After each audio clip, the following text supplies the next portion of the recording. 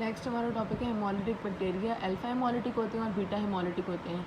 Alpha haemolytic में जैसे हमने पहले पढ़ा था कि कंप्लीट ब्रेकडाउन नहीं होती हीमोग्लोबिन की। इसमें क्या होता है, पार्शियल ऑक्सीडेशन ऑफ हीमोग्लोबिन, और हमारे पास ग्रीनिश या ब्राउनिश कलर हमें मिलता है without clearing around growth on the blood एगार। मतलब यहाँ पे क्योंकि पार्शियल ब्रेकडाउन हो रही है तो हमें ग्रीन या ब्राउन कलर का वो मिलेगा, कलर मिलेगा। और इसके अंदर इसकी एग्जांपल में क्या क्या आता है, स्ट्रेप्टोकोकस नमूनी आता है और स्ट्रेप्टोकोकस विरिडेंस आते हैं। फिर हमारे पास आते हैं बीटा हेमोलिटिक। बीटा हेमोलिटिक क्या करते हैं, कंप्लीट लाइसिस ऑफ आरबीसीज करते हैं और इसके अंदर हमें पेल या फिर क्लियर एरिया सराउंडिंग दी कॉलोनी, बिल्कुल पेल या क्लियर एरिया मिलता है। जैसे पिक्चर है, ये अल्फा हेमोलिसिस है, इसमें हमें कोई पेल या क्लियर एरिया नहीं मिल रहा। यहाँ पे हमारे पास कंप्लीट हेमोलिसिस हो रहा है तो यहाँ पे हमें क्या मिल रहा है, पेल या फिर क्लियर एरिया मिल रहा है। और उसकी एग्जांपल में हमारे पास क्या आता है, स्टेफ ऑरियस आता है। उसके अलावा इसके अंदर हमारे पास बीटा हेमोलिसिस में हमने दो पढ़े थे, स्ट्रेप्टोकोकस पायोजीन्स और स्ट्रेप्टोकोकस ए गैलेक्टी आता है और लिस्टेरिया मोनोसाइटोजीन्स आता है।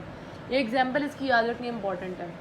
फिर हमारे पास अब हम जो स्टेफाइलोकोकस है उसकी 3 टाइप्स होती हैं, वो हम स्टडी करेंगे। स्टेफ ऑरियस सबसे पहले ये क्या होता है, ग्राम पॉजिटिव है, वो तो हमें पता है। और ये क्या होता है, बीटा हेमोलिटिक होता है, कैटालेज पॉजिटिव होता है। जैसे हमने पढ़ा था कि जो कैटालेज पॉजिटिव होगा तो स्टेफाइलोकोकस होगा और कैटालेज नेगेटिव होगा तो स्ट्रेप्टोकोकस होगा।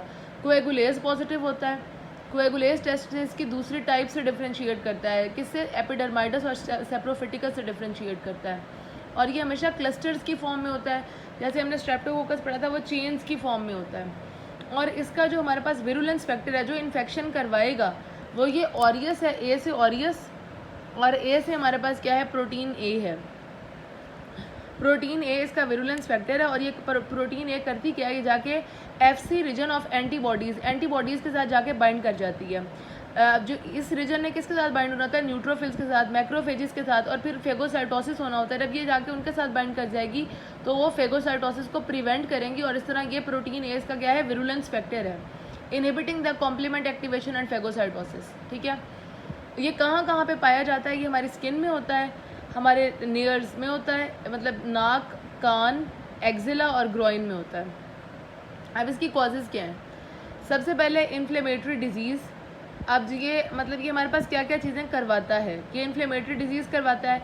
सबसे पहले तो हमारे पास जो स्टेफ ऑरियस है ना, ये एब्सेस बनवाएगा, जो पस वाली जो भी चीज़ें काम होते हैं ये वो करवाता है। स्किन इन्फेक्शन करवाता है, एब्सेस बनवाता है, नमूनिया करवाता है। कब करवाता है, आफ्टर इन्फ्लुएंजा वायरस इन्फेक्शन।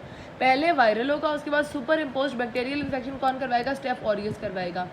उसके बाद ये हमारे पास इन्फेक्टिव एंडोकार्डाइटिस करवाता है, आर्थराइटिस और ऑस्टियोमाइलाइटिस करवाता है। ये तो हो गया इन्फ्लेमेटरी डिजीज़ जो उसने करवानी है।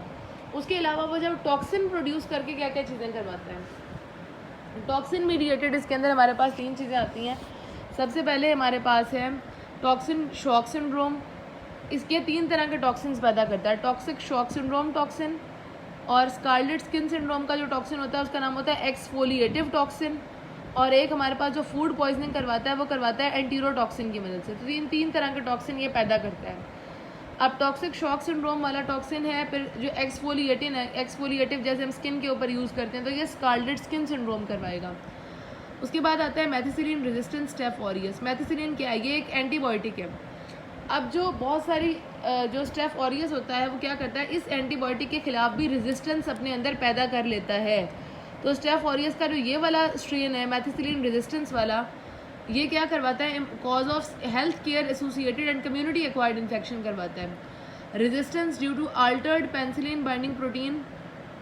और कुछ स्ट्रेन्स होते हैं किसके, इसी स्टेफ ऑरियस के, वो क्या रिलीज़ करते हैं, वो रिलीज़ करते हैं पेंटोन वैलेंटाइन ल्यूकोसिडिन। अब ल्यूकोसिडिन क्या करेगा, ल्यूकोसाइट्स को जाके ब्रेक करेगा, which kill leukocytes and cause tissue necrosis. तो इस तरह हमारे पास ये जो है ये बहुत इसका मतलब कह लें कि टॉक्सिक स्ट्रेन होता है। ये हमारे पास कम्युनिटी एक्वायर्ड और हॉस्पिटल एक्वायर्ड इन्फेक्शंस वगैरह कॉज करवाता है। उसके बाद आता है टॉक्सिन शॉक सिंड्रोम। टॉक्सिन ये क्या होता है, ये एक सुपर एंटीजन है, सुपर एंटीजन होता है और ये बाइंड करता है मेजर हिस्टोकम्पैटिबिलिटी कॉम्प्लेक्स क्लास 2 के साथ एंड टी सेल रिसेप्टर्स के साथ, resulting in polyclonal T cell activation and cytokines release. अब उसके बाद हमारे पास क्या होता है, स्टेफाइलोकोकल टॉक्सिक शॉक सिंड्रोम जो होता है ये क्या क्या करवाएगा। टॉक्सिक शॉक सिंड्रोम हमारे पास फीवर करवाता है, वॉमिटिंग करवाता है, डायरिया करवाता है, रैश करवाता है और एंड ऑर्गन फेलियर करवाता है। टॉक्सिक शॉक सिंड्रोम जो होता है कि हमारे पास जो लीवर के एंजाइम्स हैं AST, ALT और बिलिरुबिन तीनों के लेवल को बढ़ा देगा, एसोसिएटेड विद प्रोलॉन्ग्ड। और ये किस में होता है टॉक्सिक शॉक सिंड्रोम? टी से है। तो जो औरतें टेम्पून यूज़ करती हैं, वजाइनल टेम्पून यूज़ करती हैं या नेज़ल पैकिंग, जब नाक से ब्लीडिंग हो रही हो तो हम पैकिंग डालते हैं, नाक के अंदर इंसर्ट करते हैं, तो तब भी हमारे पास स्टेफ ऑरियस के इन्फेक्शन टॉक्सिक शॉक सिंड्रोम का रिस्क बहुत हाई होता है। उसके बाद जो हमारे पास स्ट्रेप्टोकोकस, ये हम पढ़े स्टेफ ऑरियस का टॉक्सिक शॉक सिंड्रोम। जो स्ट्रेप्टोकोकस पायोजीन्स हैं ये भी टॉक्सिक शॉक सिंड्रोम करवाता है, लेकिन ये सिर्फ और सिर्फ हमारे पास किसके साथ एसोसिएटेड है? पेनफुल स्किन इन्फेक्शन करवाएगा बस। ये तो हमारे end organ failure, nausea, vomiting, rash और ये सारा कुछ करवा रहा था। उसके बाद हमारे पास जो एंटीरोटॉक्सिन है इसका, जिसने फूड पॉइजनिंग करवानी है, वो कब करवाता है? Due to injection of pre form toxin. इसका बहुत शॉर्ट इंक्यूबेशन पीरियड होता है और इसके अंदर जो हमारे पास इस वाली फूड पॉइजनिंग में नॉन ब्लडी डायरिया होता है, वॉमिटिंग होती है। एंटीरोटॉक्सिन जो है वो हीट लेबाइल है, हीट स्टेबल होता है, मतलब ये कुकिंग से भी नहीं मरता।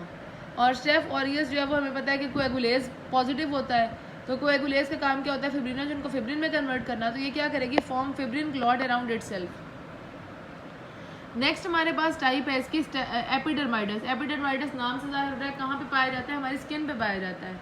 ये ग्राम पॉजिटिव है, कैटालेज पॉजिटिव है, लेकिन कोएगुलेज नेगेटिव है, वो हमें पता है। सिर्फ स्टेफ ऑरियस है जो कोएगुलेज पॉजिटिव है, बाकी दोनों टाइप्स कोएगुलेज नेगेटिव है। यूरिएज पॉजिटिव है और ये हमेशा क्लस्टर की फॉर्म में पाया जाता है। नोवो बायोसिन सेंसिटिव है, जैसे हमने पहले पढ़ लिया। Does not ferment mannitol. जो स्टेफ ऑरियस होता है ये मैनिटोल की फर्मेंटेशन करवाता है, लेकिन जो एपिडर्माइडस है ये मैनिटोल की फर्मेंटेशन नहीं करवाता। और ये हमारे पास स्किन में पाया जाता है। कंटेमिनेट ब्लड कल्चर्स, ये इसका मोस्ट इंपॉर्टेंट MCQ जो पास्ट पेपर में आया हुआ है, क्या करता है? ये हमारी प्रोस्थेटिक डिवाइसेस को इन्फेक्ट करता है, जैसे कि हिप जॉइंट आर्टिफिशियल किसी में लगा हुआ है, हार्ट वेल्व्स हैं या IV कैथेटर यूज़र है, तो ये उन सबको क्या कराएगा? उनका इन्फेक्शन कॉज करवाता है। फिर आता है सेप्रोफिटिकस। सेप्रोफिटिकस हमारा कहाँ पे पाया जाता है? सेप्रोफिटिकस पाया जाता है फीमेल जेनिटल ट्रैक्ट के अंदर और पेरिनियम के अंदर। और ये जो है कि हमारे पास सेकंड मोस्ट कॉमन कॉज है किसकी? UTI की in young females. First most common cause कौन सी है हमारे पास? फर्स्ट मोस्ट कॉमन कॉज है E. coli।